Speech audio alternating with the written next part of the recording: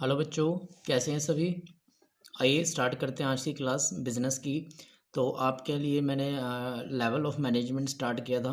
तो ये चैप्टर हमारा 2 पार्ट में डिवाइड है, level of management and functions of management. We have completed up to level of management और काफ़ी बच्चों ने मुझे नोट्स बनाकर सेंड किए थे।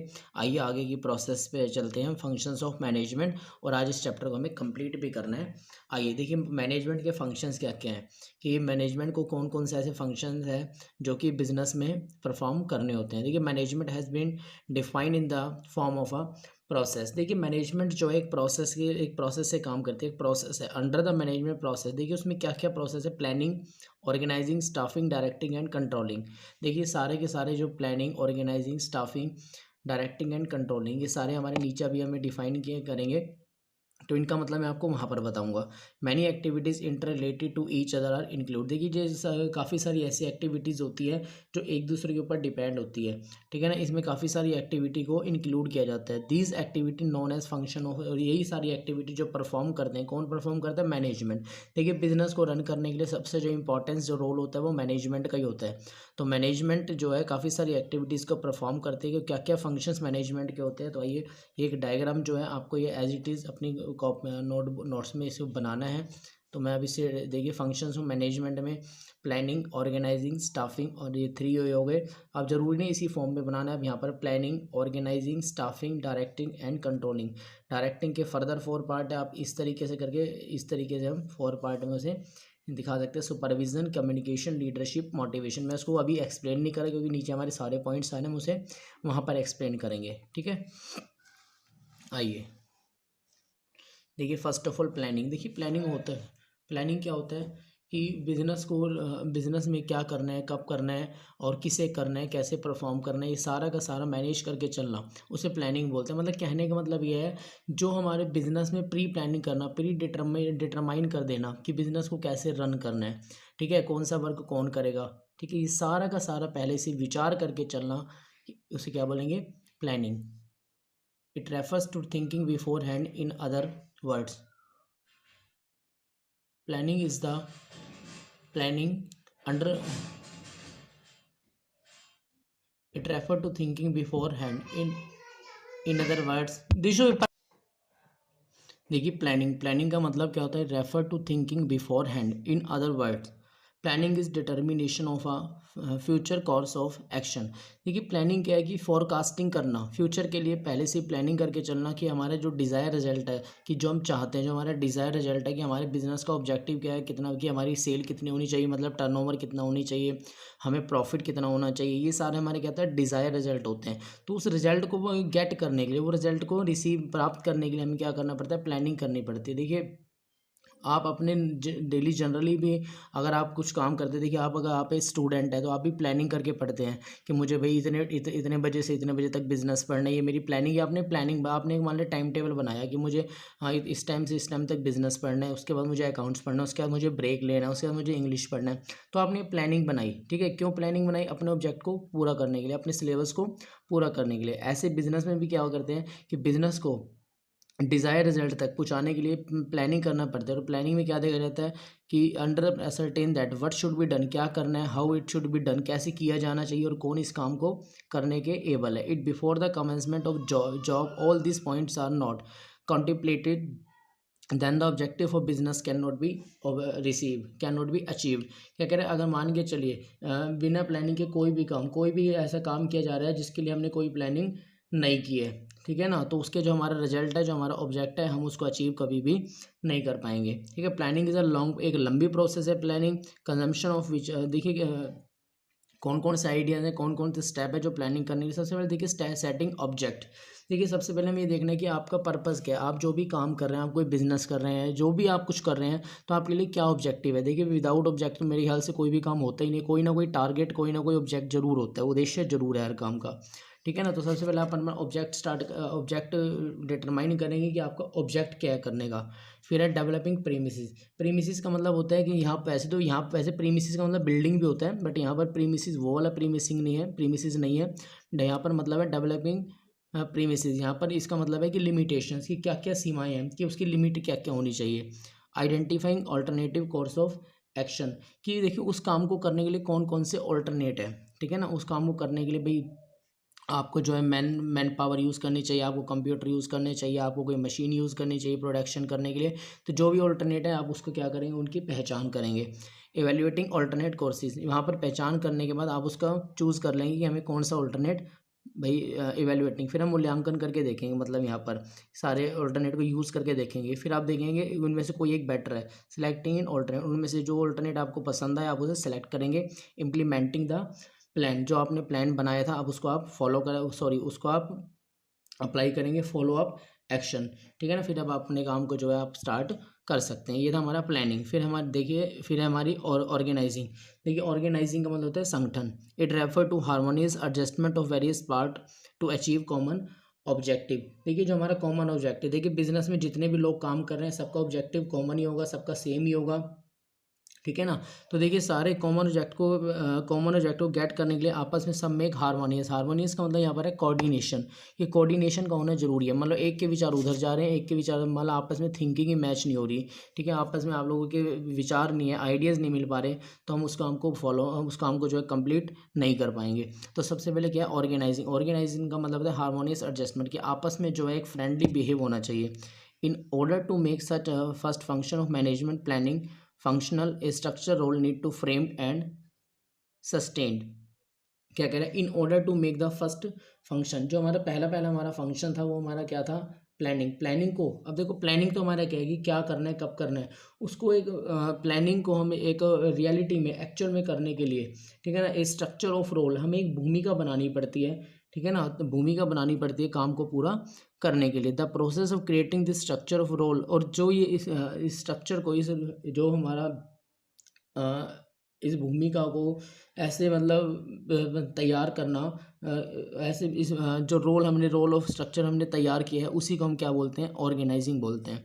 Planning just to put some ideas, planning क्या होता है, प्लानिंग सिर्फ कितना है, एक आइडियाज़ जो है, एक जो आइडियाज़ है उसको लिख देना ही ज़रूरी नहीं है। जैसे मैंने अभी एग्जांपल लिया था कि आपने एक टाइम टेबल बना लिया कि मुझे इतना पढ़ना है, इतनी देर पढ़ना है, तो वो आपने ना एक टाइम टेबल बना के लिख दिया, सिर्फ उसको लिखने से ही टारगेट नहीं मिल जाएगा, उसको आपको फॉलो भी करना पड़ेगा, ठीक है ना। तो क्या कह रहे हैं, planning just to put some idea in writing but to convert the idea into reality, सिर्फ लिखना ही कुछ नहीं है, बट उसको अपनी वास्तविकता में, अपनी रियलिटी में उसको बदलने के लिए क्या करना पड़ेगा, एक ग्रुप ऑफ पीपल नीडेड, बहुत सारे लोगों की आपको ज़रूरत होगी। तो कहने का मतलब है यहाँ पर यही है, ऑर्गेनाइजिंग का मतलब क्या होता है, ग्रुप ऑफ पीपल काम करेगा, ठीक है ना, ग्रुप ऑफ पीपल को मेंटेन करके चलना, आपस में फ्रेंडली बिहेव करना, हार्मोनियस एस्टेब्लिश करना। तो आप इसको पढ़ेंगे आगे, ठीक है ना।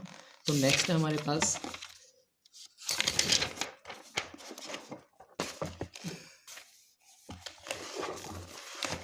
जस्ट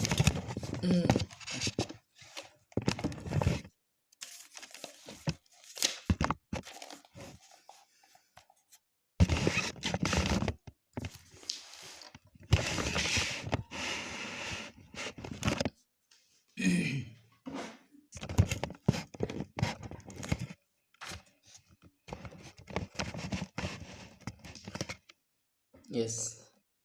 नेक्स्ट हमारे पास स्टाफिंग।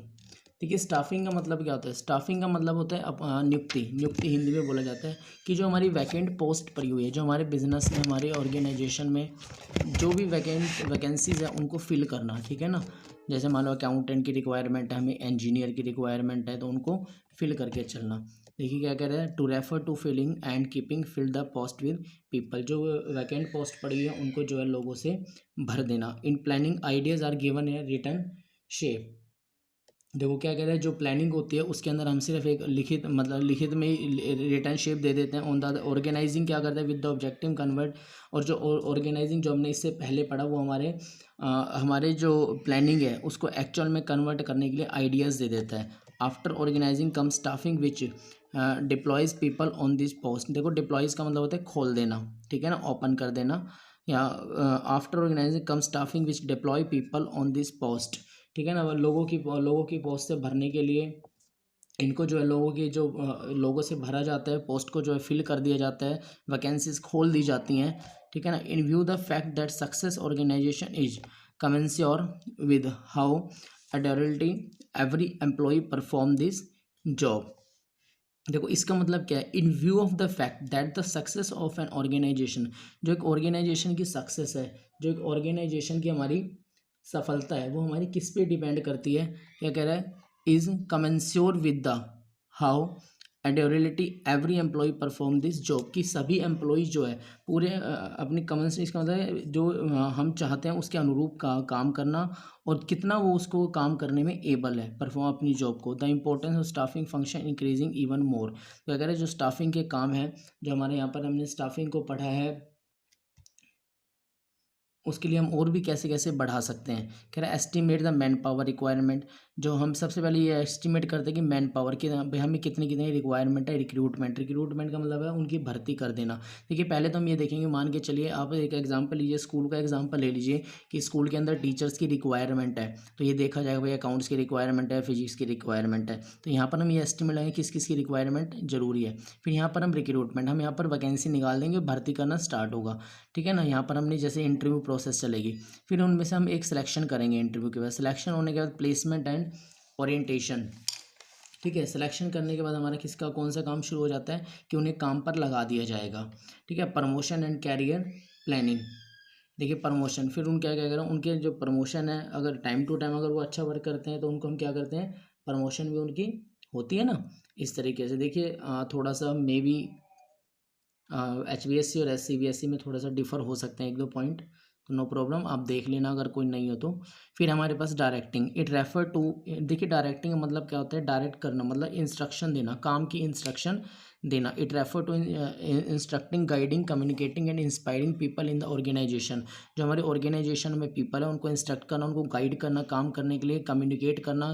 कम्युनिकेट का मतलब है, देखिए मैं ये आपको चारों पढ़ने हैं, मैं इसको यहीं पर आपको बता देता हूँ कि इनमें क्या क्या होता है। देखिए डायरेक्ट करना कि उनको जो है इंस्ट्रक्ट देना, इंस्ट्रक्शन देना, काम करने की गाइड देना। कम्युनिकेटिंग में होता है अपनी फीलिंग्स को, अपने थिंकिंग को, ठीक है ना, अपने विचारों को दूसरों तक पहुंचाना, वो क्या होता है हमारा कम्युनिकेशन, ठीक है। तो देखिए ये 4 है। सुपरविजन, सुपरविजन का मतलब क्या होता है, जो डेली रूटीन के वर्क होते हैं, जो सुबॉर्डिनेट्स, सुबॉर्डिनेट का मतलब होता है एम्प्लॉयज़, एम्प्लॉयज़ जो काम करते हैं उनको, और रूटीन वर्क की उनकी प्रोग्रेस को चेक करना। उसके बाद हमारा आ जाता है कम्युनिकेशन। कम्युनिकेशन का मतलब होता है कि जो हमारे आइडियाज़ हैं, हमारे फैक्ट्स हैं, हमारी फीलिंग है, वो दूसरों तक ट्रांसफ़र करना। फिर है लीडरशिप, लीडरशिप का मतलब क्या होता है, देखिए refer to influencing other in such a manner to do what the leader wants them to do, कि लीडर चाहता क्या है, कि कहने का मतलब ये है कि काम वही हो जो कि एक लीडर चाहे, कि वो लीडर इस तरीके से इन्फ्लुएंसिंग मतलब प्रभावित करे, और काम वही हो कि जो लीडर चाहता है, कि लोग वही करे जो उनका मालिक चाहता है। लीडरशिप जो है एक डायरेक्टिंग में इंपॉर्टेंट रोल प्ले करते हैं, ठीक है। तो आपको ये पढ़ना है। तो आज हम इतना ही करेंगे क्योंकि 10-15 मिनट की वीडियो बन पाएगी, तो मैं एक बार आपको इसकी आप कंट्रोलिंग भी आपको एक बार देख लें। अच्छा एक बार मोटिवेशन और देख लेना। मोटिवेशन का मतलब होता है काम करने के लिए मोटिवेट करना, ठीक है ना। It refer to that process excite people of work for attainment of desire objective, कि लोगों को अपने जो डिज़ायर ऑब्जेक्टिव है, जो हमने ऑब्जेक्टिव अपना फिक्स कर लिया, लोगों को उस ऑब्जेक्टिव को गेट करने के लिए उत्तेजना देना, एक्साइटमेंट क्रिएट करना। Among the various factor of production it is only the human factor with dynamic and provide mobility of other physical resources. क्या कह रहे हैं, एक जो प्रोडक्शन करने के जितने भी हमारे रिसोर्सेज होते हैं उनके अंदर एक ह्यूमन, देखो माल को प्रोडक्शन करने के जितने भी सोर्सेज होते हैं, एक ह्यूमन ही ऐसा सोर्स है, उनमें एक ह्यूमन ही एक ऐसा सोर्स है जो कि सबसे जो है एक्टिव होता है, ठीक है ना। अगर मान के चलो एक ह्यूमन ही नहीं है भाई, मान के चलो आपके पास प्रोडक्शन करने के फैक्टर है, आपके पास खेत भी है, ठीक है, आपके पास पानी भी है, खेत है, पानी है, गेहूं के बीज भी है डालने के लिए, लेकिन उसको करने के लिए किसकी ज़रूरत है, ह्यूमन। जब तक ह्यूमन नहीं होगा, एक पर्सन नहीं होगा, काम करने के लिए इंसान नहीं होगा, तो वो सारे के सारे हमारे जो रिसोर्सेज है वो भी सारे बेकार हैं। तो हमें पानी का क्या करना है जब उसको काम करने के लिए, तो ह्यूमन जो है सबसे एक्टिव सोर्स माना गया है। तो अगर मान के चलिए अगर ह्यूमन ही एक्टिव नहीं है तो ये सारे के सारे सोर्सेज भी क्या हो जाते हैं, बेकार हो जाते हैं, ठीक है ना। दस is become essential motivate human resources, तो इसके लिए ज़रूरी हो जाता है कि ह्यूमन को मोटिवेट करते रहना, resource to keep them dynamic, ठीक है ना, कि भाई उनको जो है डायनामिक मतलब गतिशील, अवेयर बनाना, जागरूक बनाना, and eager to perform their duty, और उनको अपनी ड्यूटी करने के लिए अभी प्रेरित करते रहना, और हमेशा उनको ड्यूटी करने के लिए तैयार रहना चाहिए। Both monetary and non monetary incentive are given to employ. तो एम्प्लॉय को सेटिस्फाई करने के लिए मोनेटरी मतलब पैसा भी दे सकते हो आप, और नॉन मोनेटरी मतलब कुछ फैसिलिटीज़ भी दे करके आप उन्हें मोटिवेट कर सकते हो। ठीक है, आज के लिए इतना ही।